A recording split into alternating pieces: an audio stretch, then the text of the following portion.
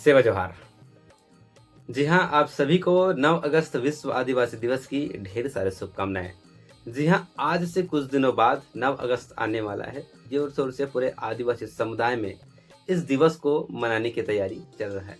तो निवेदन चाहूंगा कि पूरे भारतवर्ष में और पूरे ऑल ओवर सभी कंट्रीज में ये इंडिजिनस पीपल डे, जी हाँ, इंडिजिनस पीपल डे मतलब विश्व आदिवासी दिवस, मतलब पूरे विश्व में जितने भी आदिवासी हैं और सब के सब एक तिथि में यह त्योहार मनाते हैं, जो कि हमारे लिए बड़ा ही गर्व का विषय है। तो यही कहना चाहूँगा कि आप अपने धर्म ध्वजा अर्थात सतरंगी ध्वजा, आप अपने सतरंगी ध्वजा को आज से अपने घर के सामने में ज़रूर लगाएं। उससे क्या होता है कि यह त्योहार बड़ा राष्ट्रीय त्योहार है, पूरे ऑल ओवर कंट्रीज में इस त्योहार को मनाया जाता है। तो निवेदन चाहूंगा कि आप भी इस कंट्री में इस आदिवासी दिवस में अपने सहभागिता निभाते हुए इस आयोजन को सफल बनाएं। आप जाने कि विश्व आदिवासी दिवस मनाने की जरूरत हमें क्यों पड़ रही है, कि आखिर हम आदिवासियों की इस दिन क्या हुआ था जिसलिए विश्व आदिवासी दिवस मनाया जा रहा है। बड़ी गंभीरता विषय हो जाता है कि इस आदिवासी दिवस को हम केवल नाच गाने, हंसी ठिठोली, मजाक से निकाल लेते हैं, लेकिन वास्तविकता इस दिन की ऑर्गेनाइजेशन मतलब कि आयोजन किस उद्देश्य से किया जाए, ये जानना बहुत जरूरी है। कि भाई कि इस दिन 1994 में संयुक्त राष्ट्र संघ के द्वारा इसका गठन करके पूरे ऑल ओवर इंडिया में, पूरे ऑल ओवर विश्व में इसको लागू किया था। और लागू करने के बाद आज तक हमारे कुछ ऐसे आदिवासी समुदाय है जहां तक ये बात नहीं पहुंच पाती कि 9 अगस्त पूरे विश्व आदिवासी दिवस के रूप में मनाया जाता है। लेकिन दुर्भाग्यपूर्ण बात है कि हम आदिवासी इस बात को गर्व महसूस करने के बजाय हम इस बात पर निंदा करते हैं, जो कि हमारे लिए अच्छी बात नहीं है।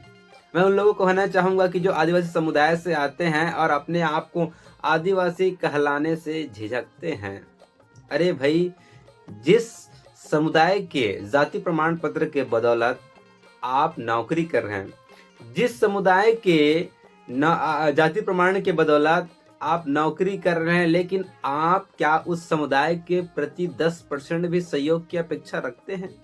क्या आप 10% भी उस समुदाय के हित के लिए बात रखते हैं? क्या आप 10% भी वहां के लोगों को जगाने का प्रयास करते हैं? करते हैं तो अच्छी बात है, लेकिन कहना चाहूंगा 95% लोग यह नहीं करते हैं।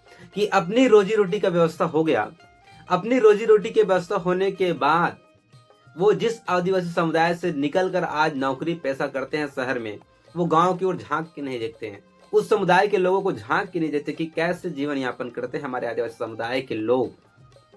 ये हमारे लिए बड़ा तकलीफ की बात है, बड़ा दुख की बात है।